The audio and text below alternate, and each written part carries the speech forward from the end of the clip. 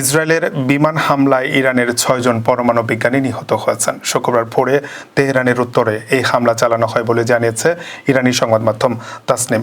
নিহত বিজ্ঞানীরা হলেন আব্দুল হামিদ মিনচেহর, আহমেদ রাজা জুলফাগারি, আমির হোসেন ফেকহি, মোতালেবলি জাদেহ, মোহাম্মদ মেহেদি তেহরানচি এবং ফেরিদুন আব্বাসি।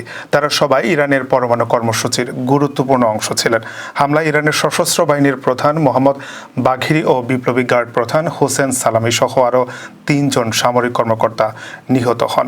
ইসরায়েলের প্রধানমন্ত্রী বেনিয়ামিন নেতানিয়াহু বলেছেন, নাতানজ পারমাণবিক স্থাপনায় হামলা চালিয়ে আমরা ইরানের পরমাণু সক্ষমতা দুর্বল করেছি। যতদিন প্রয়োজন এই অভিযান চলবে। ভয়াবহ এই হামলার পর ইসরায়েলে পাল্টা হামলা শুরু করেছে ইরান। দেশটি ইসরায়েলের বিভিন্ন স্থাপনা লক্ষ্য করে শতাধিক ড্রোন নিক্ষেপ করেছে।